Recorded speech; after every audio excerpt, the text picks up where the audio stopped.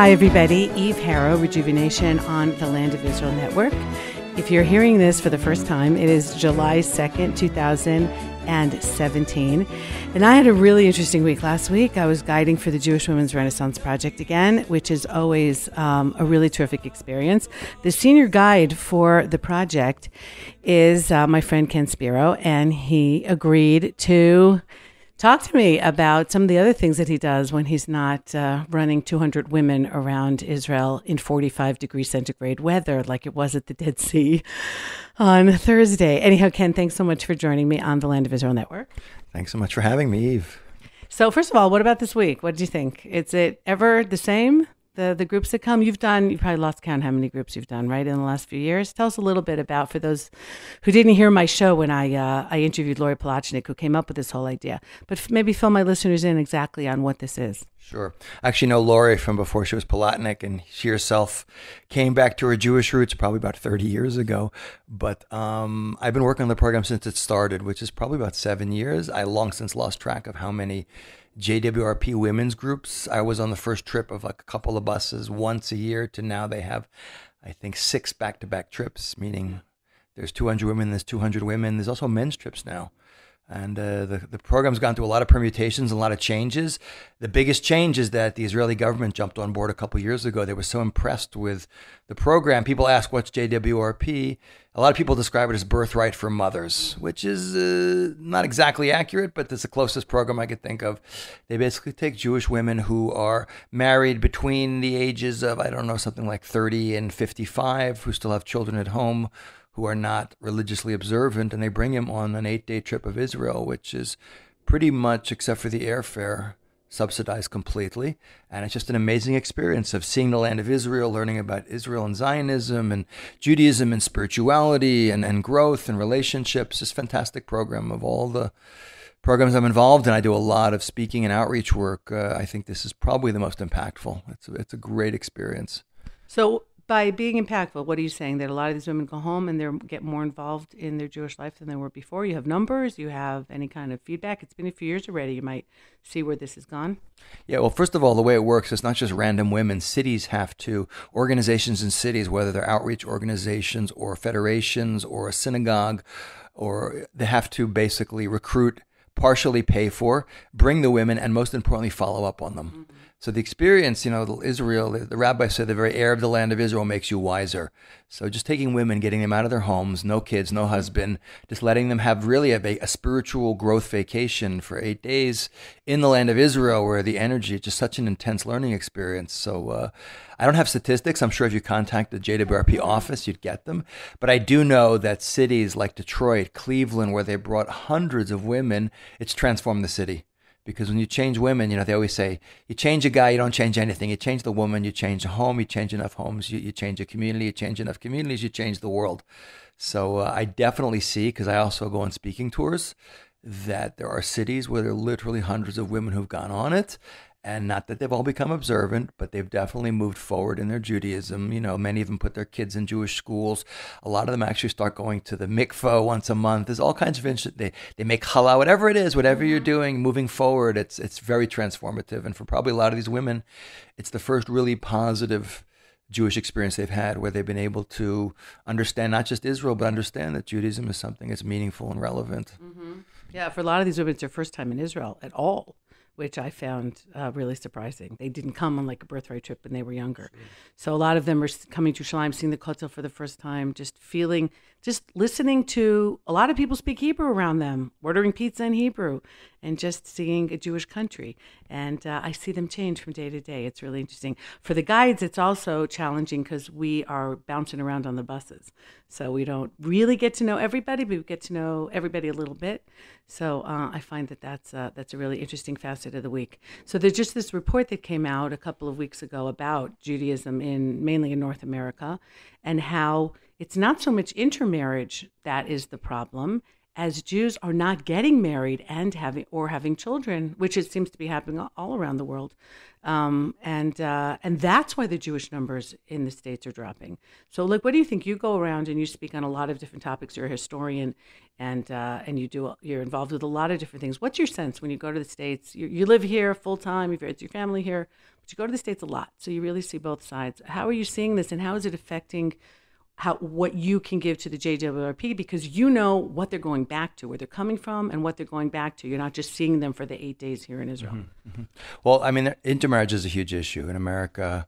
The intermarriage rate is over 60%, and if you take Orthodox Jews out, it's over 70%, according to Pew Research. So, combined with, as you said, the Western world is suffering from extremely low birth rates. It's one of these sort of, I don't know if I would use the word narcissistic, but people just don't like to, dealing with kids is an expensive process. And you see, it's not a new thing, by the way. The Roman Empire, Augustus Caesar had to try and pass laws forcing men to marry and have children. Mm-hmm. So it's a byproduct of affluent progressive society at all periods of time in history. And the Western world is plagued with low birth rates, below replacement rate. In the Western world, you have to have 2.1 kids per family to just maintain your population. In the Jewish world, I believe Jewish women have the lowest, or one of the lowest birth rates in America of any ethnic group. Really? So if you combine the low birth rates with the intermarriage rate, I call it demographic suicide. But there's another bigger problem is the apathy and the lack of connection to Judaism in the land of Israel.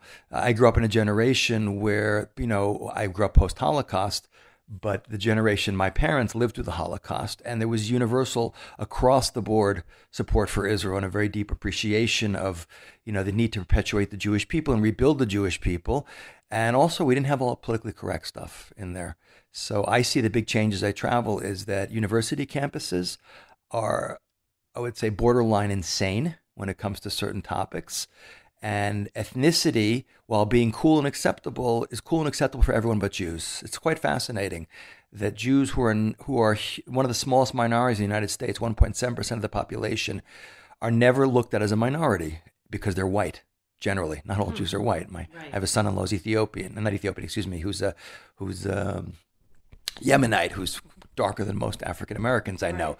But most Jews in America are Ashkenazi Jews from Eastern Europe. And because Jews tend to be affluent and because they look like the dominant and educated, they don't have minority status.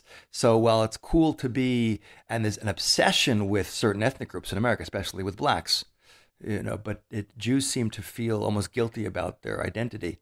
And combine that with what's going on with the Israel bashing on university campuses, and you have a massive disassociation of young Jews with a Jewish identity. And add on to that the open attacks against those Jews who actually are somewhat connected. What started out as this ridiculous BDS movement has morphed into open anti-Semitism. So it's not like these kids are walking around campus with a We Love Israel shirt and an Israeli flag tied around their neck. You walk around with a Magen David, you're a member of a non-religious Jewish fraternity like AEPI, you're going to get abused for being Jewish. Mm-hmm. And we're just seeing anti-Semitism hiding behind often Israel bashing or whatever other things it hides behind in today's politically correct world, coming out with vengeance. And university students who tend to be sort of left-wing, it's sort of de rigueur to be on the left when you're that age. It's sort of part of the official platform of the left to be anti-Israel, to be into BDS. So it's very, very scary. So you take Jews with little or no Jewish identity who don't know about Israel, who don't have really appreciation of their ethnicity, the richness of their culture, and you put them on a campus where everyone's telling them that their essential identity or the country that is made up of their people, Israel, is like this evil apartheid state. And it's just doing horrible things to Jews on campus. Well, then you had this crazy story last week in Chicago where there's a pride parade and only the Jews are asked to leave. The people with the rainbow flag, but a Magen David in it, are asked to leave. And a flurry of articles like, what's that all about? And, so even the Jews aren't accepted anywhere. We're not accepted because we're Jews. We're not accepted because we're white. Can we not do anything right? Well, unfortunately, there's sort of a coalition of ideologies that make up the left in America, and they all seem to adopt certain, sort of universally held platforms. Mm-hmm.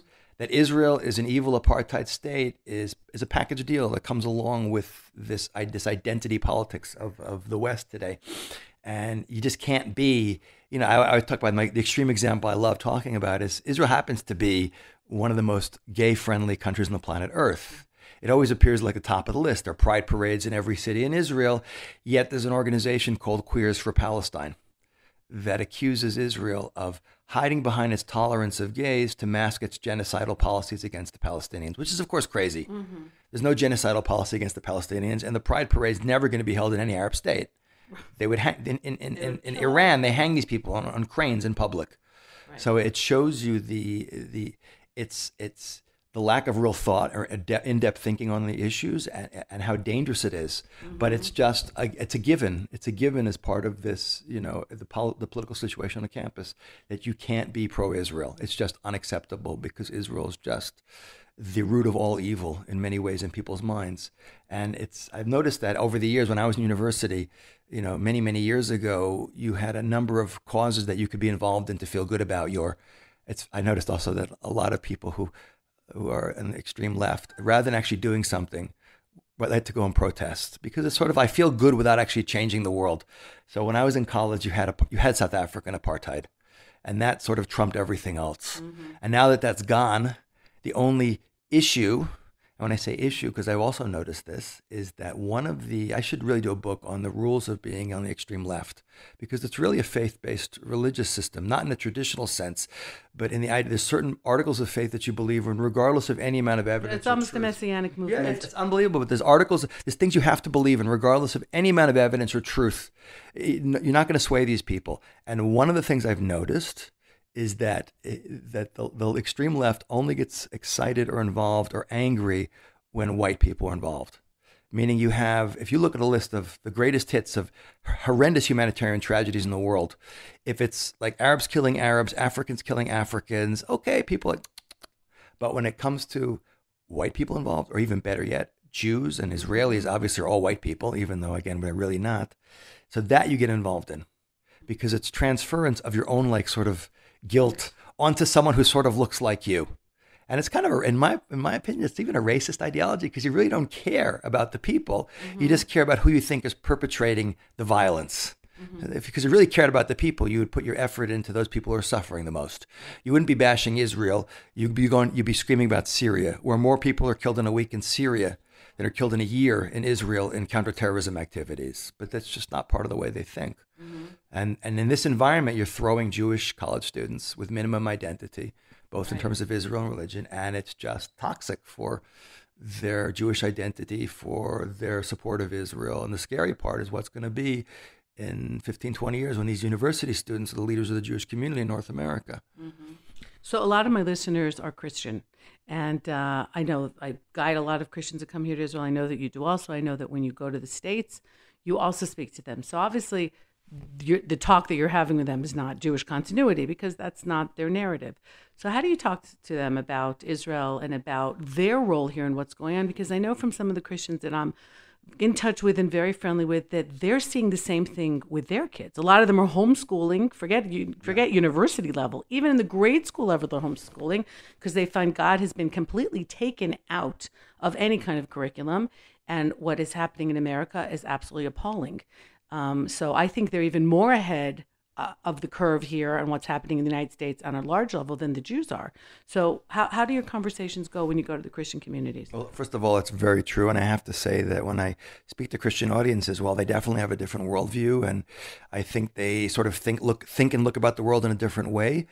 Their worldview is very much more similar in so many issues. I have to say I often have much more in common with them with a lot of my very liberal Jewish friends. Mm-hmm. Because we're coming from, although, we have different ideas about God and Messiah, etc., we're coming from a certain worldview about a deterministic worldview in history, a God and absolute morality. And these are paradigms which are not shared by very liberal Jews or the left. And you're 100% correct. I know a lot of my Christian friends are homeschooling their kids. They realize that universities are toxic for a lot of different reasons. The faith-based system of the left is antithetical to their worldview. I saw a statistic in the East Coast of the United States, liberal professors outnumber conservative 28-1. Wow. So to send your kid to an environment like that, and spend $50,000 a year for the pleasure. 50. I went to Vassar. It's now $64,000 a year tuition and board to learn nothing applicable and probably have your brain more trashed than it was before you came in. But the other thing that I say about when my Christian audiences is, I get a lot of this. I'm one of the few rabbis who speaks to Christians. A lot of rabbis don't want to be associated with them. Orthodox rabbis I'm talking about especially, although I don't think it's very different with Reform either. Although they're scared of Christians for a different reason. They're scared of they tend to be often very afraid of very religious people, whether it's Orthodox Jews or Christians in general. But when I'm talking to these people, I notice a certain when I say these people, I'm talking to Jews who are very paranoid about Christians. There's big misconceptions about Christian support for Israel and the Jewish people. The most common point they always say is, they just want all Jews to come back to Israel so the Messiah will come and it'll be Jesus. And I always give the same answer. I said, first of all, A, as far as I've seen, it's not true. And B, even if it were 100% true, what would you rather have? These guys who like Jews and support Israel and are willing to vote according to our, and defend us and support Israel financially even? Or you want the guys with the white hoods or the Spanish Inquisition? And it's funny when I teach Christian groups, I always end with a line. I say, guys, we got to agree to disagree on certain theological points. But the reality is we have a tremendous amount in common. We both have deterministic worldviews. We believe there's a God who acts in history. There's an absolute standard of right and wrong. There's a huge struggle going on here, not between Jews and Christians, but between those people who believe in that God and that morality and those who don't. Right. This is almost like a war between or division between people who believe in God and people who don't. Much. And the religious affiliation is a little bit irrelevant. It's God versus not God. Exactly. So I always say we gotta put our differences on hold and focus on what we have in common, because we're really fighting a common enemy here. And I always tell them, you work on the Christian community, I'll work in the Jewish community. We'll both do our jobs. We'll bring the Messiah. And if he's Jesus, I promise you guys can baptize me. Mm-hmm. Which I think it's a nice way, but they all laugh. But the real reason, my experience with working with Christians in general, is that this is the first group of Christians in history who actually takes the Bible seriously, much more so than most Jews. They read in the Bible, in the book of Genesis, chapter 22, in Lech Lecha, as we say, the beginning of Jewish history with Abraham, where God says, I'll bless those who bless you and I'll curse those who curse you. And they really believe it. Mm-hmm. And I've heard pastors saying this, not to me. People send me recordings of them speaking to their mega congregations in like Denver, 2,500 people. And they're saying, God is testing the nations of the world to see whose side they're on. And we choose to be on the side of Israel. Those are God's people. So we've talked for a few minutes and we haven't mentioned Muslims and Islam at all. But how are you finding Americans when it comes to that? Are you thinking that the jihadist war, because here in Israel, it's not just religious issues that we have existential issues with our neighbors who want to eradicate us completely. But it's happening in Europe. It's happening to some degree in America as well. Not necessarily the religious element, but I don't know. How do you see it? Do you ever go into mosques? Are you ever invited by Muslim congregations? Because there are moderate Muslims. We know this. There are Muslims in the West who are appalled at what is being done in the name of Allah. Is there any kind of that, or it's really just Christian and Jewish audiences that you work with? I have Muslims in audiences that I'm speaking. I have been invited to countries like Indonesia to speak that I've declined because I'm just a little too paranoid to do that. I've gone to Istanbul to speak. I've done radio shows with TV show with a very interesting Turkish sort of imam who's very into universal acceptance, very moderate Muslim Islamic worldview. So there are definitely Muslims who are like that. I always say, there's definitely moderate Muslims. The problem is there's not really moderate Islam.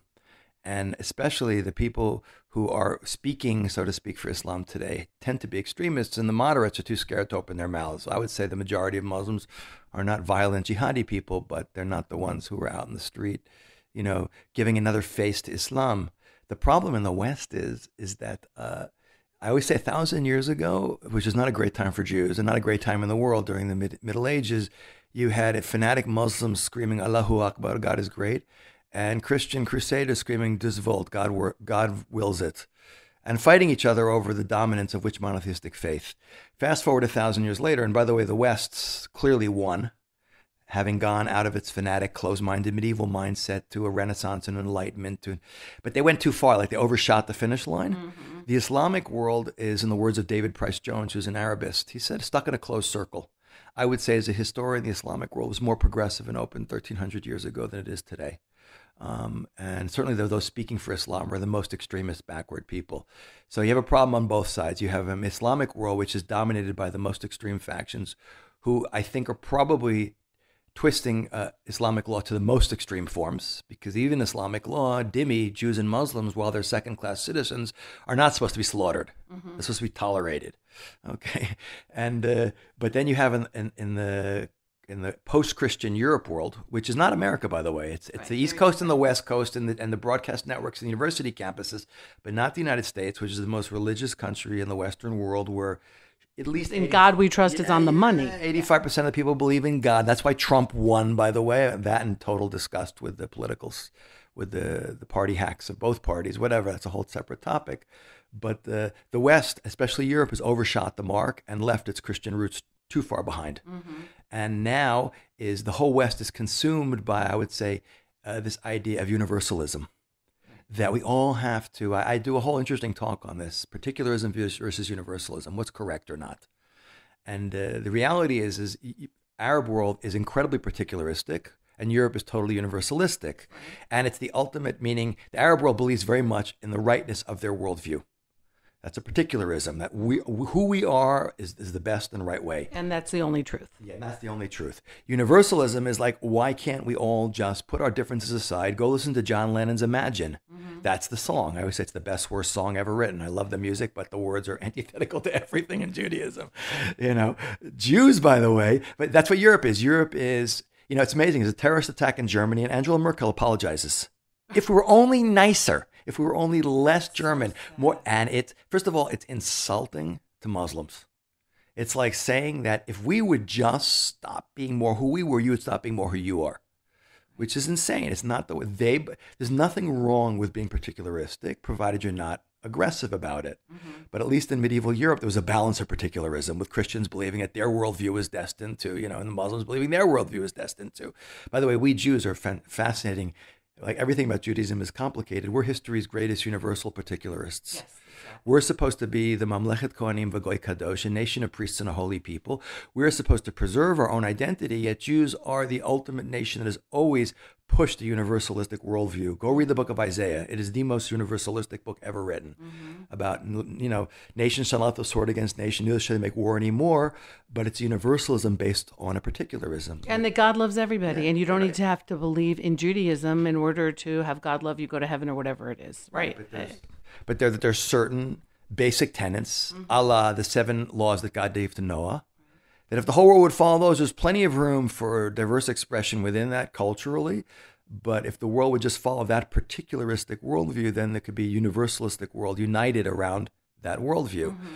But because the Jewish people haven't been doing it and making a proper role model, because we've been completely on a defensive for centuries, the world lacks the ability to be able to do that. So you have two extremes. You have the Muslim world going one way too particular, and the Christian world being post-Christian and being universalistic to the point of committing suicide, is what you're seeing Europe is doing today. Well, I see Judaism as ultimately being the balance between justice and mercy, and Islam, both the two daughter religions of Judaism, Islam taking that justice way to an extreme, and as you said, Christianity taking the mercy part, that turn the other cheek, way to the extreme, because not noticing or not understanding who's coming after them, as you just said that Merkel did, which is really humiliating to the Arabs, but to Islam.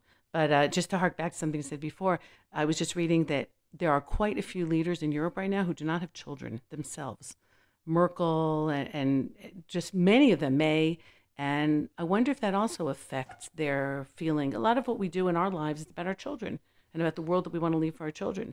And when you have Macron also, I believe, when you have so many leaders in Europe now who themselves, they're deciding on a future that they have no stake in. So you have to, do you think it makes a difference to how they're seeing things also? So they're going to let all these Muslim refugees in. So Europe, eventually maybe the Muslim-Christian war, it'll be reawakened, except this time the Muslims will win. Because the Christians aren't noticing how dangerous it is, what they were fighting for so many years, they've now let in the front door. Mm-hmm. So how do you see that in terms of Europe? Because I'm not sure that, I think my audience is mainly a North American audience, and I'm not sure that North Americans realize how different Europe is from the United States, but that could be the way the United States goes if it's not careful. Absolutely. Americans don't get it, by the way, because again, America, despite the Hollywood and the extreme left in the media, is not that way. Actually, America is one of the only Western countries that has a positive growth rate in its country, largely due to immigration and the birth rate of the minorities in America, like Latinos. America suffers from the same problem in the upper class, middle upper class Americans, especially like the white, the WASPy, even, and the Jewish population, of course. But Europe is the extreme. People don't realize it. England is the most religious country in Europe. 50% of Brits say they believe in God, which is pathetic. But yet more Muslims, by the way, Muslims are not 10% of the British population, yet more Muslims go to mosque on Friday than Anglicans go to church on Sunday. So it's one thing to say you believe in God, but whether you take God seriously or not is a separate topic. Europe does not take God seriously, and the birth rate is the bigger issue. First of all, it's a sign of tremendous narcissism and decadence to not want to have kids. I mean, kids aren't convenient. It's much better life if you don't have to spend it on your children's education and everything else you have to do. But if the Muslims are really smart, and Mark Stein wrote a great book called America Alone, and he talks about how within 50 years there's going to be no one in Europe who has an uncle, aunt, brother, sister, niece, or nephew. Everyone's going to be an only child of an only child of an only child. If the Muslims were smart and patient, I would say, thank God they're not. They would just pay their taxes, fake being, good European universalists, and keep their birth rates up. And within 25 to 30 years, they would be either the largest minority group in every country or an actual majority. Because when you're having 4 kids per family and your European neighbors having less than 2, every Muslim woman is worth 3 to 4 European women. And do the math. I'm not an accountant or known as bean counter guys, but it only takes a couple generations to do that. They could literally win a demographic jihad. By the way, I don't know if people know, but the fastest declining birth rate in the world is Muslim women. But even though it's gone from like 8 to 4, it's still 4 times greater than Europe. Because why Muslim women in Europe? The only way you get people to lower their birth rate is to raise their standard of living. That's the best way to get people. So when Muslims leave the Middle East and go to Europe, where their standard of living goes through the roof, especially in Sweden, where everything's paid for. So, okay, they only have 4 kids, instead of the 8 they would have if they were living in, Sudan or something like that. But you're right. You're witnessing the death of Europe and of Christian Europe. And the scary part is you're witnessing, if you look at the elections in Europe, you're witnessing the rise of the right. Because the extreme right, whether it's Le Pen or Geert Wilders in Holland or all these people, the extreme right is only a reaction to what's happening on the extreme left. You have those Europeans who are particularistic, who want to preserve the European identity, are going to migrate to the political parties that are most extreme. And they're the byproduct. Who's responsible for those? The European left is responsible for the creation of the European right, because most people are politically moderate. Only when they get desperate do they go to extremes. If you go to Eastern Europe, which, by the way, is an unbelievably racist place, the Eastern Europeans these are post-communist. They don't buy any of the nonsense. They don't any of the fluffy liberal. They want the prosperity and the economy, but they trust me. I spent a lot of time in Eastern Europe. First of all, they're incredibly racist. It's scary, but they have no problem preserving their ethnicity and building fences, putting extreme limits on immigration into their countries. They want to maintain their identity. And I'm not saying it's ideal or not, but if Europe were a little more moderate in its dropping of its obsessive universalism, you'd probably have a lot safer Europe and a future for Europe that's not there at the moment. Well, Brexit might be a key that even some other people are getting fed up, not just the Eastern Europeans. What do you think? Well, Brexit is, the whole the European Union thing is the ultimate expression of universalism. And we see that, first of all, economically it didn't work, because economies, if I was Germany, I don't know why I'd want to be linked to the economy of Greece or Spain or Portugal. It's crazy, but then again, it gives you massive power because you're the one functioning economy there, and you really can call the shots in Europe in a way that's almost imperialistic. But it's a tremendous attempt to try and minimize the difference between people, and people don't want their differences minimized. People like to be. I know in Zev McGain's book, John Lennon and the Jews, he has a great line. He says, "No woman wants to be told by her husband that she's loved like he loves every other woman." People want to feel special, and being special doesn't mean you have to be a racist. As a matter of fact, the more you play up in a gentle way your differences, the less you get extremism. The more you go in either way, the more you push people to the extremes, is exactly what you're seeing in Europe. So now let's jump to the States, because are you seeing that in America? Are you seeing this last year And you came back and you said to me, they're having a nervous breakdown in America. And, they have not recovered from the last election. So are you saying that same thing, that the overwhelming push of the left and their values in the media and the universities is what led us to the administration that we have today in Washington? I mean, the Trump phenomenon is unbelievable. When they write a book on 20th century politics or the last couple hundred years, this is going to go down as one of the most fascinating, because Trump is much more, in my opinion, a byproduct of what's going on in the American mind than of who he is personally. I just spent a couple weeks in America on a speaking tour. It's unbelievable. The left I literally lost it in America. They can't get over that they lost. They keep stirring fake news and these Russian, there's nothing there. Anyone who's the slightest bit objective, and by the way, the incitement coming is that the fact that they go into a baseball field and start shooting. Trust me, if I said this, that I was in America when it happened, if a right-wing NRA Tea Party guy had done that, oh my God, this would be in the news for 2 months after every story. We got to shut down talk radio. We got to shut down Rush Limbaugh. We got to shut down all these guys. We got to get rid of but it's crazy. The real incitement, I see, it's scary. I've never seen a country so divided. I think a lot of it happened during Obama's presidency. The first black president caused more racial tension in America since I was a little kid in the 60s. It's unbelievable with the Black Lives Matter thing. So America is in turmoil now, but I think the Trump phenomenon is a byproduct of, despite, and anyone who listens to Trump, like the guy is like, the things he says, or like he tweets, or like he did yesterday, I couldn't believe the things he tweets. But the reality is Trump is I think he's more of a manifestation of how fed up Americans are with the political machine in general. It's not the Democrat, they're fed with the left, they're fed up with the Republicans also. They're fed up with people who are professional politicians who are just basically interested in their own needs, and they want something different. And Trump is as different as you can get. I mean, you can't get more different. He is the first guy elected who doesn't owe anyone any favors. He says exactly what he thinks. He's the biggest loser, in my opinion, in the last election was not the Democrats, who were trashed, by the way, but the media, the mainstream media, which is overwhelmingly lopsided towards the left in America. He won the election on Twitter. It's an unbelievable thing. Someone should write a book on that. And the people saying, you got to stop tweeting. I mean, if I was Trump, I would never stop. I might tone down my tweets, but I would never stop tweeting. He can do an end run around the media, which was always acting as a filter. So it's such an interesting phenomenon. Right in the middle of it now. But I think it's really a reaction, just like you see in Europe. Trump is not an extreme. It's funny. Trump is not an extreme right-wing guy. He's actually pretty liberal. He's not. Tea Party guys don't like him because his moral stance is very much to the left of theirs. So it has much more to do with people getting desperate and depressed about where America was going and wanting something totally different outside the box than it has to do with, I think, Donald Trump's personal moral agenda or vision of America. But what you do see that Trump ran on was Make America Great.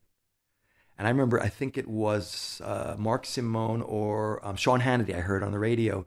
He did this montage collection of speeches of Obama and speeches of Trump.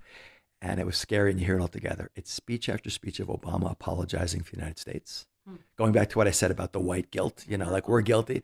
Speech after speech after speech after speech about how bad America is. America is not a bad country. America is the most benign superpower in human history. I'm sorry. It's not a perfect country, but boy, a lot of the British compared to the U.S., what they did with their empire, the French, the Spanish, come on, give me a break, the Russians.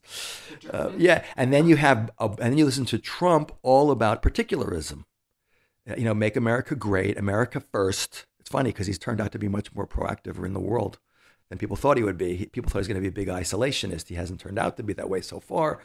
But that also says that there's a huge chunk of America that is A, fed up with the political establishment, and B, believes that America is a great country and doesn't feel guilty about America, and wants to preserve that unique American identity, whatever that is. That's the particularism surfacing again.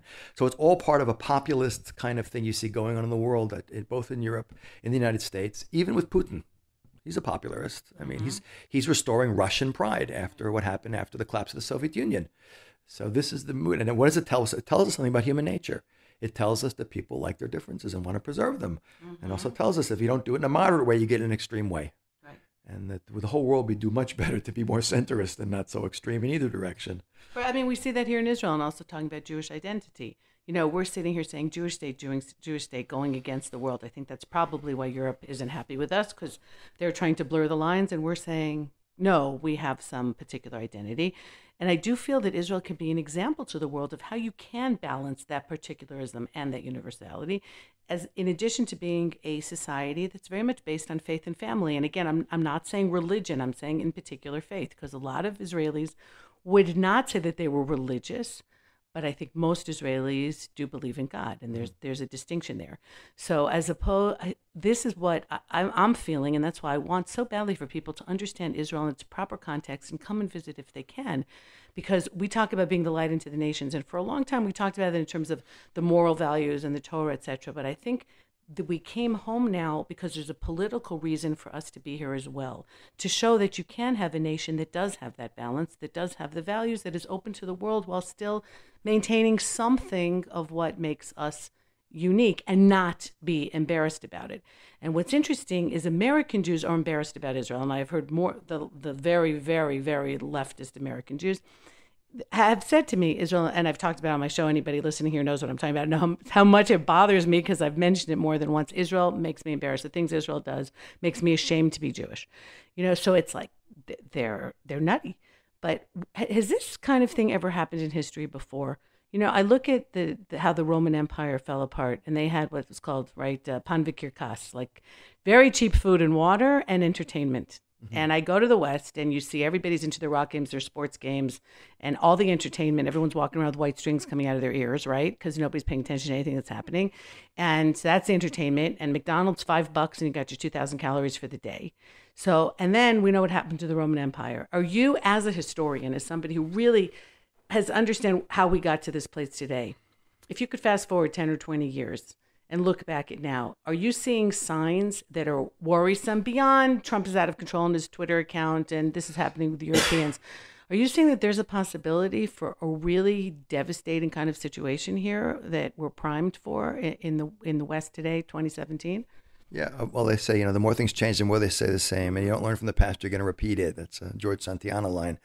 So there's no question that all great civilizations in human history go through similarities in what happens, periods of great productivity and expansion, and then you basically get to a point of too much comfort and stagnation and decadence. Rome had it, for sure. It's not just Rome. Every empire has it. Is the West going through it? Absolutely. Is America going through it? Yes, but somewhat less, because there's still a certain spirit in America that is not so decadent. But it's certainly a huge problem. Are we at some kind of a tipping point? I don't know if we're at a tipping point, but the big change is technology, the ability to share information. I mean, the world has moved to a place where you can let everyone in the world know something instantaneously. So it's one of the things when you're in the middle of it, you can't really know how it's going to happen. When they write the book on this period of time of how people's brains have been affected by the fact they have smartphones and tablets and computers and you don't have to know anything anymore, or how the ability that there's no filters anymore. Everyone can blog and write. You can go wherever you want for news, and it's a completely unrestrained access to information, for better and for worse. So I'm a little hesitant to make predictions about what's going to be, but given that human nature is always human nature, and people tend to do the same stupid things over again, there's certain patterns that are definitely repeating themselves now, and I think the world is at a very critical point. Whether it's going to be that radical Islam is going to prove to be a huge threat to the world, I don't believe that's the issue. I believe radical Islam is a byproduct of a sickness in the Western world. It's not a struggle between two superpowers. If the West decided it wanted to end Islam, the West could end the Muslim world in 24 hours if it wanted to. There'd be nothing. I'm not saying it should, of course, right. But literally in 24 hours, there'd be nothing left of the Muslim world. So it's not a struggle between two superpowers. It's what it is. It's the biggest problem with the West is the West, not the East or not the Middle East. It's exactly, and that's where the Jews, in my opinion, fit in. Mm-hmm. The job of the Jewish people has never been to conquer or colonize or convert the world. It's always been to show the world how you're supposed to think and live and act. And the world needs values now more than anything else. The world is it's like a rudderless ship, what's going on in much of the world, or at least the part of the world that gets to talk and speak and influence university campuses, the media. The tension is being caused by the grassroots people who are still thinking and have a value system, resenting how they're being told top down how they should think and they don't believe that way. But the reality is the world's in a dangerous place. What's going to happen? I don't know. We tend to see in history that civilizations tend to vacillate from one extreme to the other. The left is in, then the right is in. People get sick of that and they move to that. What we need is the middle, and the Jewish people are supposed to supply the middle. We're supposed to give the world the balance. Well, what would you like to see happen? What I'd like to see, well, first of all, I don't believe, as a historian and also as a believing Jew who believes in the unique mission of the Jewish people, I don't personally believe the world is going to be able to find that balance until we get our act together as a people, stop apologizing for everything, start being Jews for Judaism first, because we got Jews for every other ism but Judaism. And again, I always say Jews for Judaism is not because you want to preserve the tribe and not give Hitler a posthumous victory, but because we're the God Squad. The Jewish people changed the world. We gave the world the idea of one God. For a teeny tiny people, we have influenced the world, as John Adams says, more and more happily than any other nation, ancient or modern. What's his name? Wrote the book, The Gift of the Jews. Totally spacing his name out now. Yeah, but I'll remember in a second. But he says that the basic software that Westerners process the world with is Jewish software. Mm-hmm. And the problem is we're not giving the world upgrades, because we Jews have been in such a reactive mode for so long that we've forgotten that the purpose of being Jewish, even religious Jews think the purpose of being Jewish is to perpetuate the Jewish people, learn Torah, and do the mitzvot, do the commandments. The purpose of the Jewish people is to do Kiddush Hashem, which is to sanctify God's name, which means to act in a way that people look at you and say, wow, look at how this person lives, look at his family, look at his relationship with his wife, look at his children, look at his community, look at the values these people have. Like, we want to be like them. Mm-hmm. And again, because we're the universalist particularists, we're the only people, I believe, who are able to give the world that vision they need, so they're not vacillating from one extreme to the other like you see in the world today. So the reality is, if you put that all together, that the onus of everything going wrong in the world is ultimately responsibility of the Jewish people. That's a fundamental belief in Judaism, that Abraham chose for himself a unique responsibility, and that the Jewish people, you're born into that responsibility. You can individually run away, you can intermarry, but collectively we can't disappear, because if we don't rise to that occasion, rise to that responsibility, the world's in big trouble, and when they get in big trouble, they're going to come after us first. Right. So the non-Jews are going to look at us because we're not doing what we're supposed to be doing in order so that they can be living the lives that they're really supposed to be living. Which is so we've got a lot on our shoulders. Which is also why that's a crazy double standard in the world. Why Israel, 26 UN condemnations in 2016, 20 against Israel and 6 against every other humanitarian tragedy in the world. As unfair as it is, it's God's way of telling the Jewish people, like Hebrew National commercial, we have to answer to a higher authority. I always say being Jewish might not be comfortable, but it's always meaningful. The world's always going to remind us that you Jews and you Jewish state Israel, even though you've created an incredibly, you talked about dynamic, a society that is a Jewish state, yet is a democracy, which seems to be impossible. Yet Israel in many ways balances that better than almost any country in the world, given that it is so specifically a Jewish state. But we're supposed to be taking it up to the next notch and really creating a Jewish state that's not like every other nation, but that's a light to nations. Mm-hmm. And I always say that we're only going to get peace for the Jewish people in the world in Israel when we have Jews for Judaism and we're proactive and we're really the light to nations that we're supposed to be. All right, Ken Spiro, thank you so much. I could talk to you for hours and probably will, but not on the mic. All right, everybody, I hope you enjoyed. If they want to get in touch with you, how can they do so? So I have a very good website. It's got a lot of good content on it. It's Ken Spiro, KenSpiro.com. Tons of free content. You can listen, read, and watch for free, and you can also contact me through there. Okay, you heard that. All right, everybody, have a wonderful week. I know that I fully intend to. Eve Harrow Rejuvenation on the Land of Israel Network. Take care, everybody. Goodbye for now.